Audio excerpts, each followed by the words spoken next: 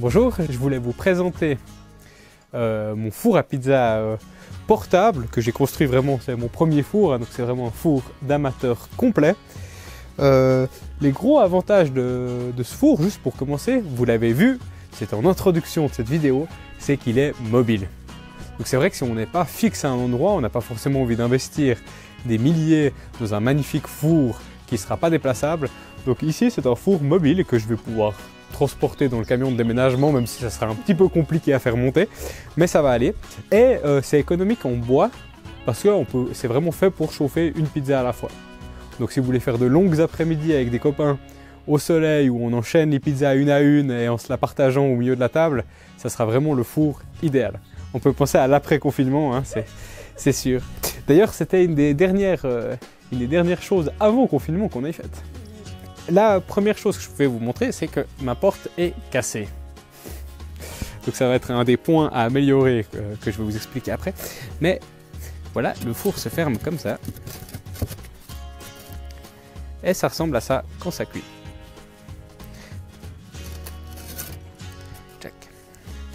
Alors, pour le fonctionnement, le principe de ce four, c'est un four gueulard assez typique. Donc on a le foyer qui est en dessous de la caisse de cuisson, cette boîte aux lettres là, et ben forcément les flammes qui arrivent par derrière vont taper la plaque de cuisson qui est ce deuxième étage ici, et pour sortir ici, parce que évidemment la porte est fermée, hein, donc pour sortir ici, c'est la seule sortie possible, elles doivent forcément venir lécher la plaque de cuisson et du coup réparpiller leur chaleur qui va permettre de cuire une pizza. Sans plus attendre, on va démarrer le four parce que nous on a des pizzas à faire et je continue à vous expliquer certaines choses pendant que le four chauffe.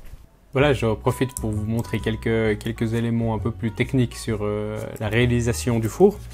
Donc ici on a un cadre en bois, tout simple, hein, avec des transverses ici qui vont permettre de tenir le foyer. Il faut savoir que sur ce cadre en bois, j'ai perforé les briques à la perceuse pour les fixer directement avec des vis dans le bois, ce qui permet d'avoir le bas de la caisse de cuisson qui est bien fixé et bien solide. On a un cadre de 50 sur 50, donc ça fait 50 x 20 la première brique, 50 x 20 la deuxième brique et 10 x 50 la troisième brique. C'est une brique que j'ai sciée en deux, puis j'ai gardé l'autre moitié pour le dessus. Pour vous montrer la coupe, mais ça on l'a déjà vu et puis on va bien le voir pendant qu'il y a le feu, on a le foyer. Au fond du foyer, il y a la cheminée qui arrive dans la caisse de cuisson. L'air ne peut pas s'échapper directement parce qu'il percute la plaque de cuisson, donc il va devoir venir la lécher de côté et ressortir en haut, tout simplement. Pour le foyer, c'est simplement une brique réfractaire qui va servir de socle et simplement un foyer en terre cuite et torchis, enfin de la paille et de la terre cuite, quoi, de l'argile avec de la paille dedans, que j'ai moulé autour d'une grosse bouteille. Là, j'ai quelques photos de la réalisation que je vous montre.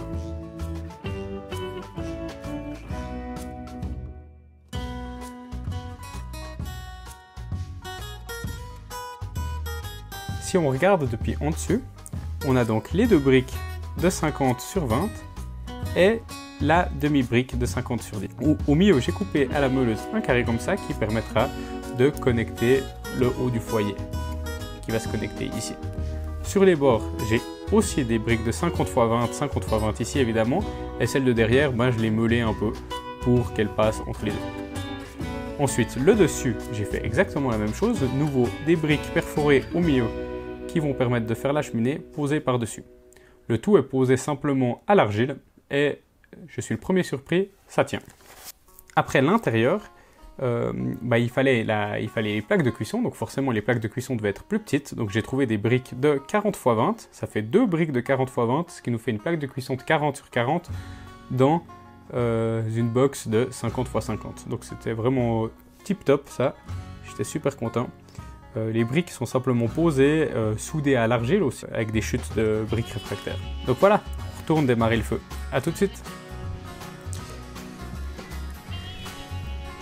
Ça chauffe, ça chauffe.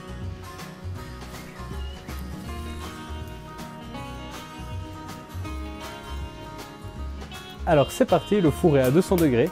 Il a chauffé peut-être en 30 minutes, donc je trouve que c'est assez efficace. Et c'est l'heure de lancer la pizza. Regardez voir en dessous comme on voit l'appel d'air des flammes.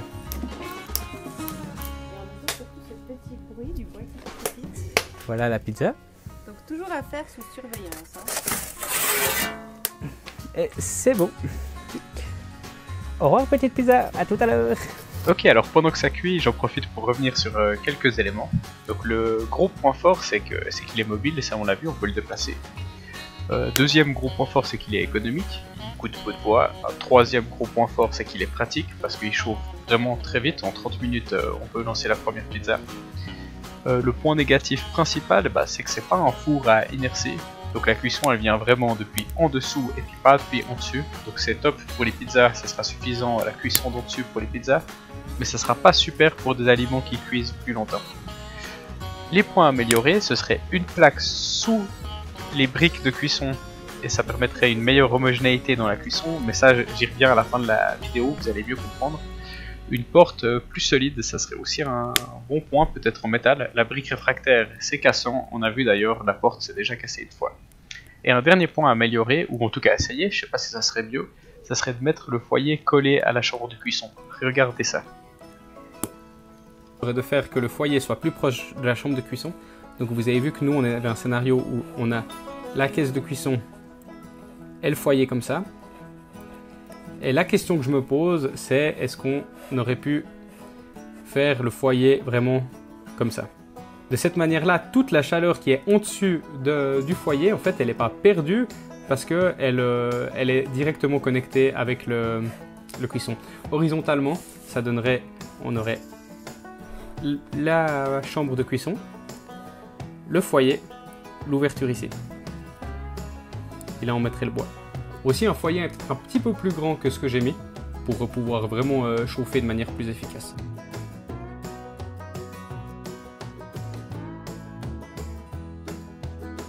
C'est au fumet qu'on se recôte quand une pizza est prête.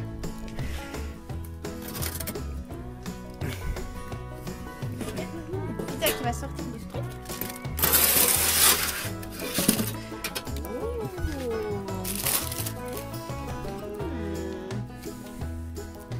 Ça donne envie, les gars. Et oui. Maintenant, j'aimerais juste vous expliquer un petit quelque chose. Est-ce qu'on... Je vais réussir à la soulever là. Vous voyez là, hop là. On a vu? Ouais, ça me crame les doigts. Donc il y a un bout, une zone qui est un peu carbonisée en dessous. Ça, c'est à chaque fois. Et c'est pour ça que je vous propose maintenant de, si vous construisez ce four, et c'est une amélioration que je vais faire, essayez de mettre une plaque de fonte juste en dessous des plaques, des briques réfractaires qui servent de plaque de cuisson. Si on fait ça, ça va dissiper la chaleur. Non, pas la dissiper, la diffuser. Oui, diffuser la chaleur de manière plus homogène et on va éviter ce problème-là. Et je pense qu'il y aura une cuisson qui sera largement meilleure. Donc, ça, c'est une des améliorations importantes que j'aimerais proposer à ce four et que je vais prochainement essayer. Voilà, en tout cas, nous, c'est l'heure maintenant de se régaler. J'espère que ça vous donnera envie d'expérimenter et d'essayer de faire des fours à la maison parce que je trouve que c'est des aventures et du bricolage qui est vraiment cool. Moi, je suis pas très fort en bricolage et je suis assez fier de ça. Donc voilà, à vous de jouer.